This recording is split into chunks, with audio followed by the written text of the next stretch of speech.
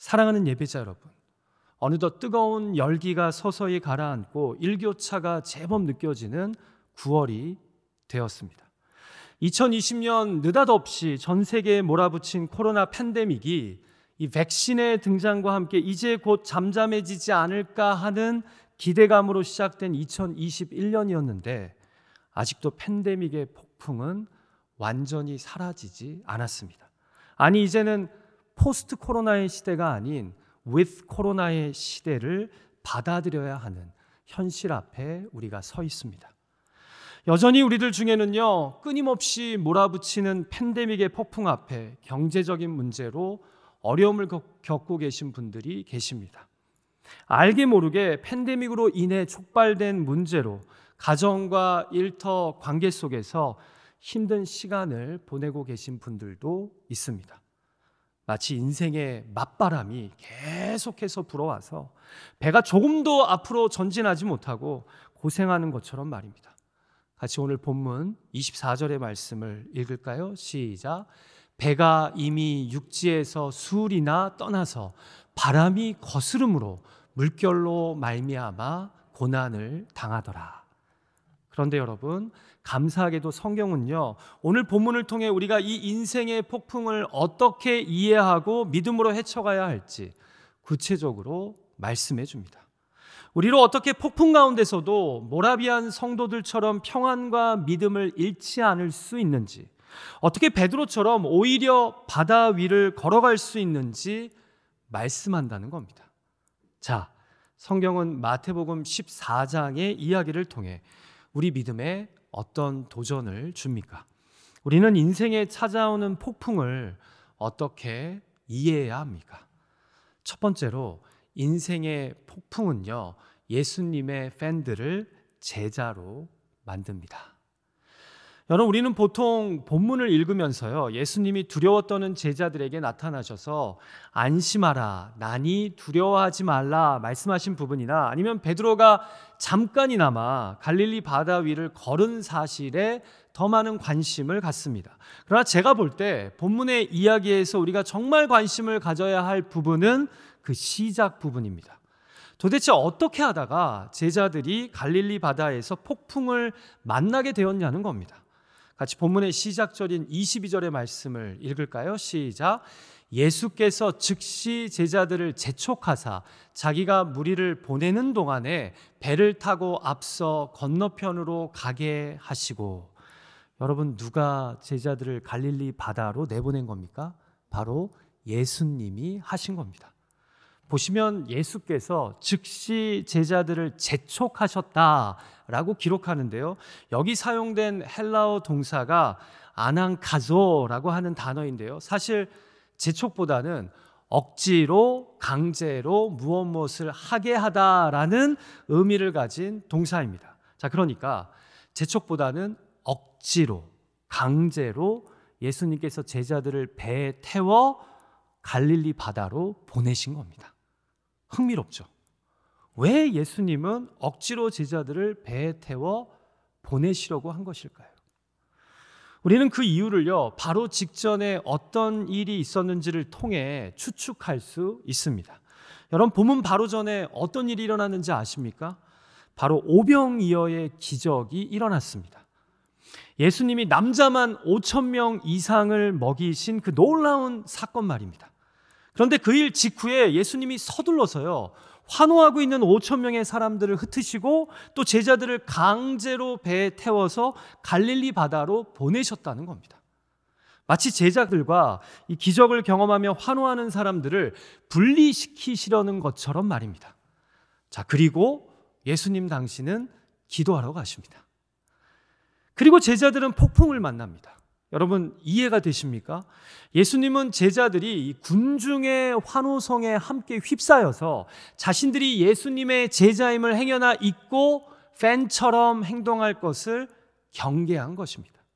그래서 그 영광의 자리, 칭송의 자리에서 제자들을 속히 떠나보내시고 자신은 조용히 기도하시러 산에 올라가신 겁니다. 사랑하는 예배자 여러분, 팬과 제자의 차이가 무엇입니까? 카일 아이들먼이라고 하는 목사님이 쓰신 아주 유명한 책이죠. Not a Fan이라는 책이 있는데요. 그 책에서 저자는 예수님의 팬과 참 제자의 차이를 이렇게 구분합니다. 제가 각 장의 제목 중 몇 개를 읽어드릴까 합니다. 첫 번째가요, 말뿐인가 행동인가. 팬은 말로만 신앙생활하는 자요, 제자는 행동하는 자라는 겁니다. 두 번째로 지식인가 친밀함인가. 예수님에 대해서 많이 알기만 하면 팬이고 예수님과 친밀하게 관계하는 자가 제자라는 겁니다. 세 번째로 많은 애인 중 한 명 아니면 단 하나뿐인 애인. 예수님이 내가 사랑하는 여러 우상 중에 한 분인지 아니면 나의 유일한 하나님이시냐는 겁니다. 네 번째로 율법인가 은혜인가. 엄격하게 종교 활동을 잘한다고 제자가 아니라는 겁니다. 다섯 번째로 의무인가 관계인가.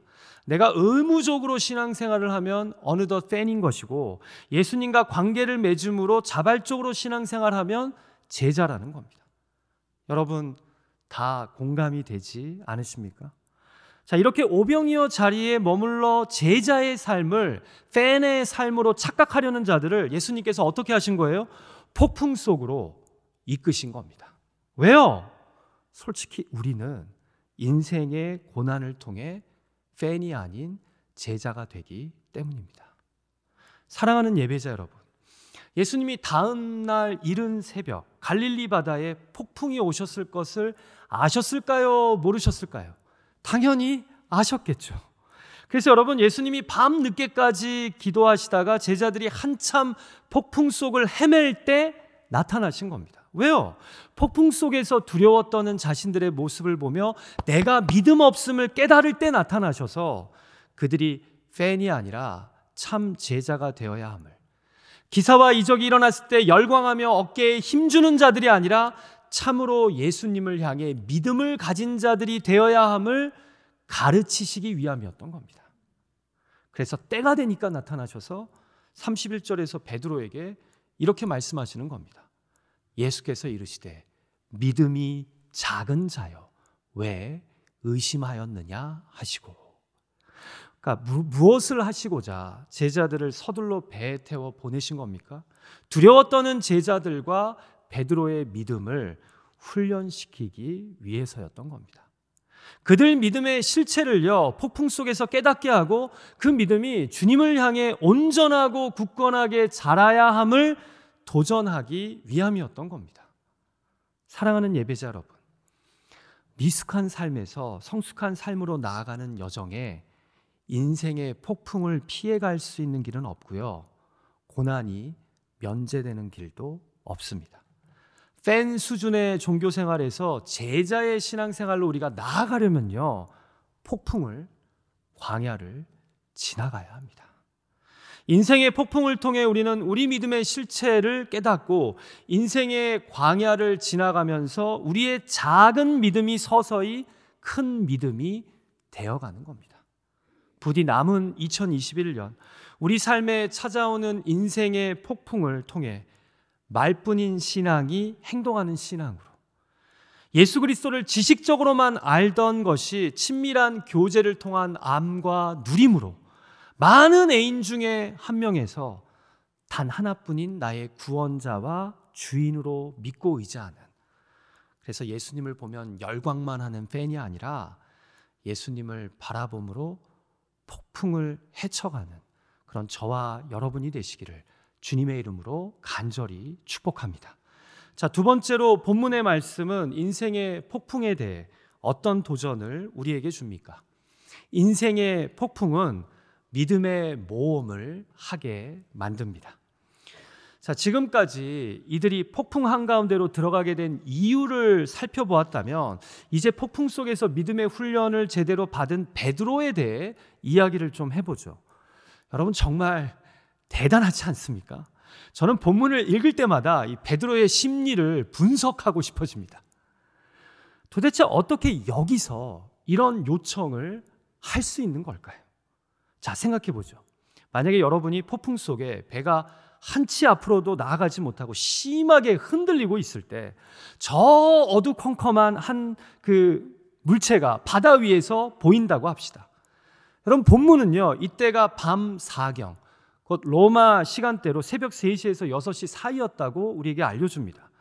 한마디로 짙은 어둠이 가득 차 있을 때 바다 위에서 뭔가 움직였던 겁니다. 그것도 그들이 지금 폭풍으로 인해 두려워 떨고 있을 때 말입니다. 그래서 제자들이 혹시 바다 유령이 아닌가 무서워할 때 갑자기 주님이 나니 두려워하지 말라 말씀하십니다. 자, 그 순간 여러분이라면 주여 주님이시거든 나를 명하사 물 위로 오라 하소서라고 부탁하겠습니까? 여러분, 이건 정말 흥미로운 거예요. 어떻게 베드로는 여기서 이런 말을 할 생각을 하고 또 막상 이런 말을 주님께 올린 것일까요? 여러분, 저 같으면요, 주님이십니까? 그러면 제발 이 폭풍을 좀 멈추게 해 주십시오. 지금 몇 시간 동안 우리가 이 바다 위에서 고생하고 있습니다 라고 말씀드렸을 것 같아요. 지금 내가 이 폭풍으로 인해 힘들어 죽겠으니까요. 자, 그런데 여기서 베드로는요, 주님이시거든 제게 물 위로 걸어오라 명령해 달랍니다. 이 폭풍 속에서 말입니다. 자, 그리고 어떤 일이 벌어집니까? 비록 짧은 경험이었지만 인간 역사상 유일무이하게 베드로가 물 위를 걷는 놀라운 기적이 일어납니다. 여러분, 그냥 애매하게 물 위에 몇 초 서 있는 거 말고 그는 갈릴리 바다 위를 액츄얼리, 그것도 폭풍으로 요동치는 바다 위를 실제로 걸었다니까요. 사랑하는 예배자 여러분, 이건요, 좀 이따 베드로가 물에 빠지게 되는 팩트를 떠나서 정말 대단한 믿음입니다.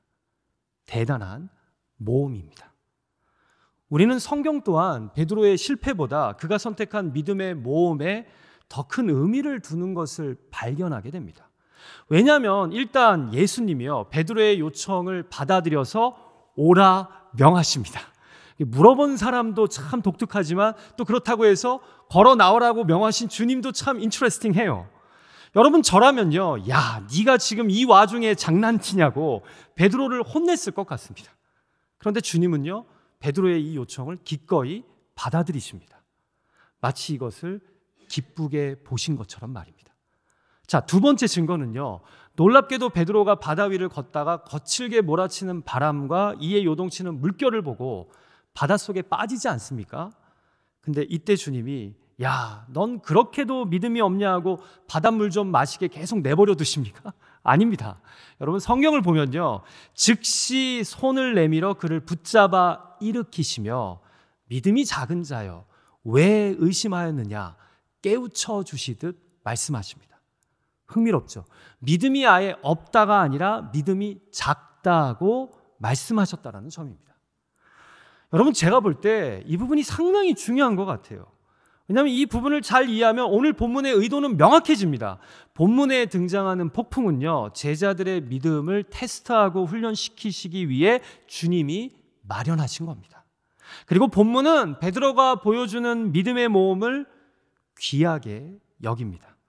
다른 제자들이 거세게 몰아치는 폭풍만을 바라보며 두려워 떨고 있을 때, 또 나타나신 예수님을 유령이 아닌가 생각하고 무서워할 때 오직 베드로만이 유일하게 주님이신 것을 알고 이 와중에 믿음의 모험을 했기 때문입니다. 주님이 나에게 명하시면, 주님이 나와 함께 하시면 내가 믿음으로 이 폭풍 속을 걸어갈 수 있다고 베드로는 확신했다라는 점입니다. 그래서 주님은 믿음의 모험을 하다가 빠진 베드로의 손을 즉시 잡아주시며 믿음이 작다고, 왜 믿음의 모험을 하다가 마지막에 의심했냐라고 말씀하신 겁니다. 사랑하는 예배자 여러분, 우리가 어떻게 폭풍 속을 헤쳐갈 수 있습니까? 폭풍 속에서도 예수 그리스도만을 바라보며 나 자신이나 나를 둘러싼 상황이 아니라 예수 그리스도만을 바라보며 믿음의 발걸음을 내딛는 자가 폭풍 속을 헤쳐갈 수 있는 줄 믿습니다. 여러분 아시다시피 바다 위를 잠깐 걸었던 베드로는요, 다시 바닷속에 빠지게 됩니다. 그러나 제가 볼 때 베드로는 오늘 본문에서 결코 실패자가 아닙니다. 이 믿음의 훈련에서 진정한 실패자는요, 바로 배 안에 그냥 있었던 다른 제자들입니다. 예수님을 믿음으로 폭풍 속에서 배 밖으로 발을 내딛기보다 그냥 두려워하며 배 안에 안주했던 자들 말입니다. 물론 그들은 배 안에만 있었기 때문에 물에 빠지지는 않았습니다. 그러나 베드로처럼 바다 위를 걸어보지는 못했습니다. 마크 배터슨 목사님은요, 그의 책 극복에서 본문을 묵상하면서 이렇게 말합니다.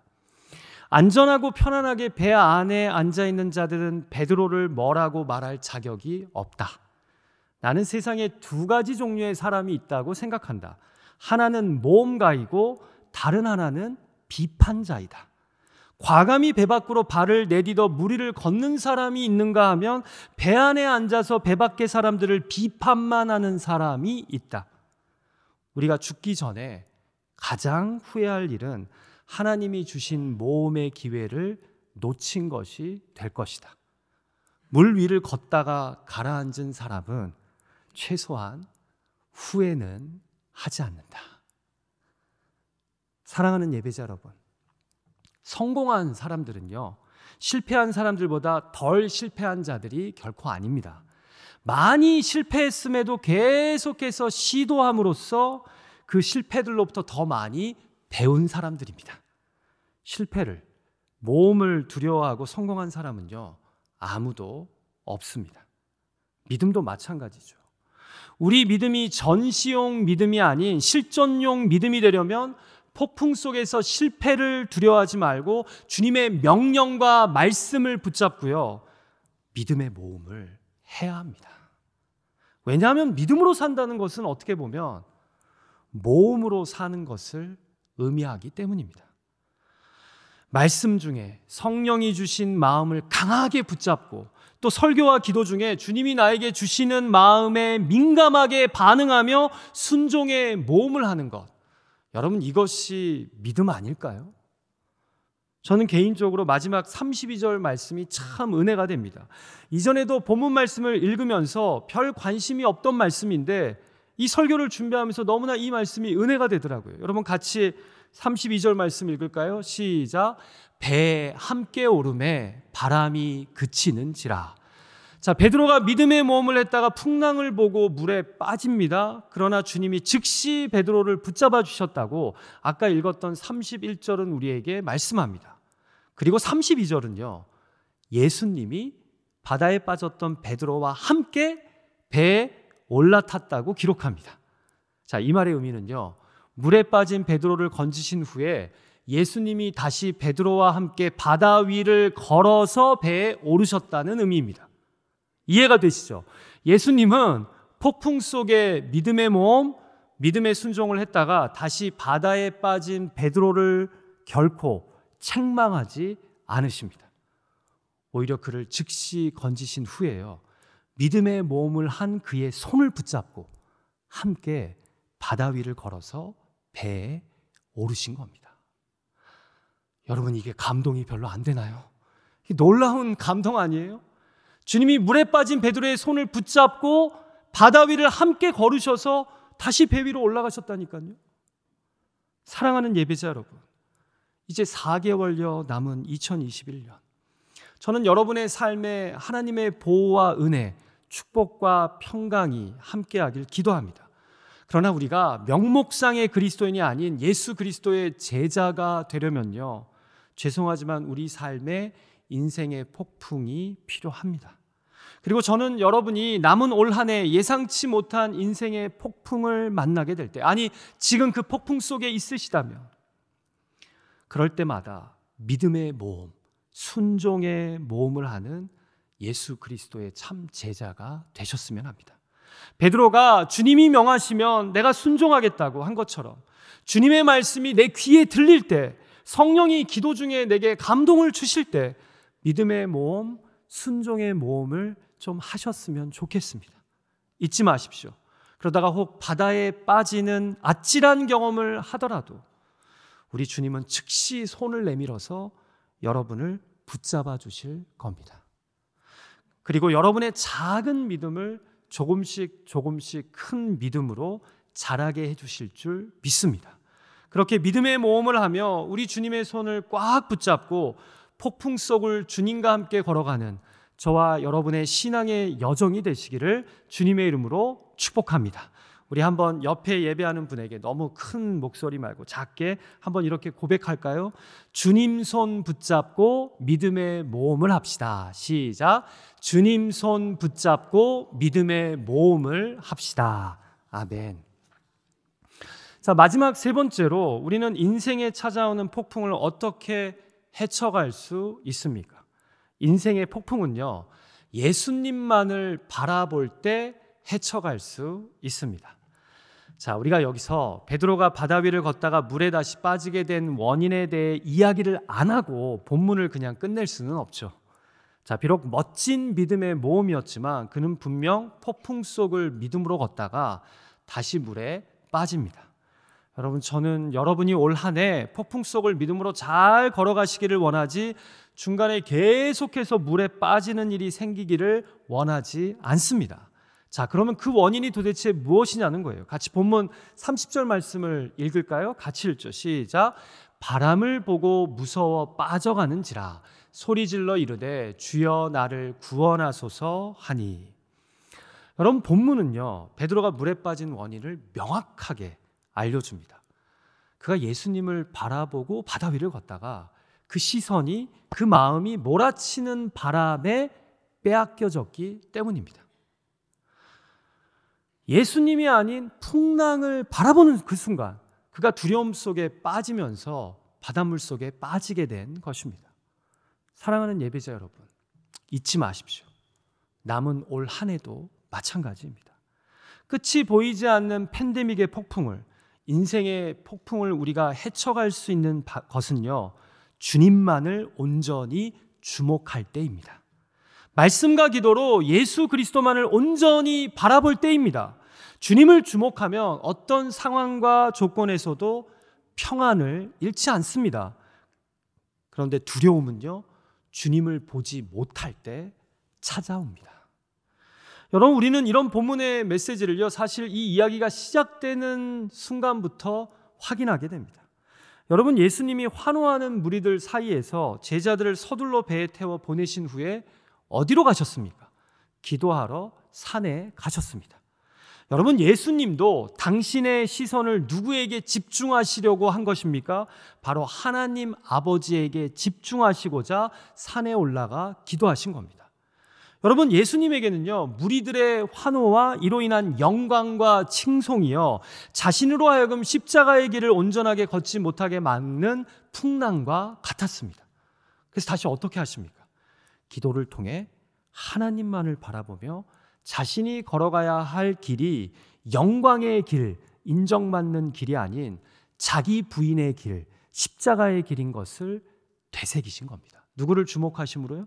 하나님을 주목하심으로. 그래야 예루살렘의 왕궁이 아닌 골고다의 십자가를 선택하실 것이기 때문입니다. 마찬가지입니다. 예수 그리스도의 제자들이 폭풍을 헤치고 바다 위를 걸으려면 누구만을 바라봐야 합니까? 예수 그리스도만을 바라봐야 합니다. 두려워 떠는 제자들에게 안심하라, 난이 두려워하지 말라 말씀하시는 하나님의 아들 예수 그리스도만을 바라봐야 합니다. 그래야 이 폭풍 속에 쉬 흔들리지 않고 이 폭풍 속을 믿음으로 헤쳐갈 수 있기 때문입니다. 내가 혹시나 넘어져도 그분이 다시 나의 손을 붙잡고 폭풍 속을 함께 걸어가신다는 것을 믿고 나를 향해 몰아치는 거친 바람과 파도가 아닌 예수 그리스도만을 바라봐야 합니다. 믿음의 주여, 온전케 하시는 이인 예수만을 바라보며 이 2021년의 경주를 완주해야 한다는 것입니다. 여러분, 그래서 제가 다음 주부터 시작되는 살림 공동체에 여러분들이 참여하기를 원하는 거예요. 말씀을 읽고 쓰고 공부하며 신앙과 삶이 예수 그리스도 안에서 연결될 때, 우리가 그분을 바라볼 때 인생의 폭풍을 헤쳐갈 수 있기 때문입니다. 그래서 기도하고 소망하기는 우리가 올 한 해를 마무리하는 12월을 맞았을 때 오늘 본문의 제자들이 당신은 진실로 하나님의 아들이로소이다 라고 고백한 것처럼 우리 인생의 폭풍을 헤쳐가게 하시고 잠잠케 하신 예수님을 바라보며 당신은 진정 내 삶의 구원자요 인도자이십니다 라고 고백할 수 있는 그런 저와 여러분이 되시기를 간절히 소망합니다. 말씀을 마칠까 합니다. 여러분, 올 2021년 저희 교회 표어가 뭐라고요? 폭풍 속을 진리로 걷는 공동체입니다. 여러분이 예배당에 오시면 양쪽 벽에 교회 표어가 부착되어 있습니다. 그리고 크랜쇼길을 지나가시면서도 우리 교회 표어를 보실 겁니다. 부디 교회를 지나가실 때 잠시라도 이 표어를 보시고 기도하는 저와 여러분이 되었으면 합니다. 아직도 많은 분들이 팬데믹으로 인해 가족의 질병과 관계의 문제로 인해 만만치 않은 시간을 보내고 있습니다. 그럴 때마다 이 표어를 기억하며 함께 기도했으면 합니다. 오늘 주신 이 말씀을 붙잡고 서로를 위해 중보적 기도를 하나님께 올렸으면 합니다. 여러분, 제가 지난주에 암으로 투병 중인 저희 교회 한 성도님을 만나게 되었는데요. 그분에게는 올 한 해가 참 만만치 않은 한 해였습니다. 연초에 발견된 암으로 수술을 받고 항암 치료받고 이제는 또 방사선 치료를 받아야 합니다. 그런데 제가 이분께 전화를 드리거나 또 전화로 기도해 드릴 때마다 항상 이 권사님이 너무 감사하다고, 자기는 정말 이렇게 수술 받게 된 것만 해도 기쁘다고, 항암 치료 중인데도 저는 잘 식사하고 있다고 계속해서 감사를 이야기하시는 거예요. 제가 참 이 권사님 귀하다 이렇게 생각했는데 지난주에 실로 오랜만에 만나서 대화를 하다가요, 갑자기 또 이런 말씀을 하시는 거예요. 하나님께 정말 감사하대요. 지금 방사선 치료를 앞두고 있는데. 그러면서 하시는 말씀이 연초에 광야 설교 시리즈 중에 제가 설교 중에 우리가 인생의 광야에 들어가게 되면 하나님의 영역과 나의 영역을 확실하게 깨닫게 된다고. 그래서 광야에서는 내가 할 수 없는 것은 하나님께 맡기고 그분의 도우심만을 구하게 된다는 설교를 했는데요. 이분이 온라인으로 예배를 드리시다가 그 말씀을 딱 듣는데 순간 자기 안에 이런 생각이 들더래요. 이 말씀은 내 말씀이다. 내가 붙잡아야 될 말씀이다. 그런 마음이 들면서 주님이 위로해 주시고 힘을 주시는데요. 놀랍게 그 말씀을 붙잡는 그 순간부터 걱정과 근심이 사라지면서 지금까지 감사하며 치료를 잘 받게 되었다고, 또 앞으로도 잘 받을 거라고 하나님께 감사하다는 거예요. 저는 우리 하나님도 대단하지만 그분의 고백도 대단한 것 같아요. 여러분, 제가 그 말씀을 듣는데요, 정말 우리 주님이 올 한 해 인생의 폭풍을 지나고 있는 분들의 손을 꽉 붙잡고 계시구나, 정말 폭풍 속을 진리로 걷게 하고 계시구나 하는 감동이 잔잔히 제 안에 밀려오더라고요. 사랑하는 예배자 여러분, 기억하십시오. 인생의 폭풍은 예수님의 미성숙한 팬을 제자로 만듭니다. 그리고 결국 우리로 믿음의 모험, 순종의 모험을 하게 만듭니다. 마지막으로 인생의 폭풍은 진리 되신 예수님만을 바라볼 때 헤쳐갈 수 있습니다. 그렇게 남은 2021년 폭풍 속을 진리로 걸어가는 저와 여러분이 되시기를 주님의 이름으로 축복합니다.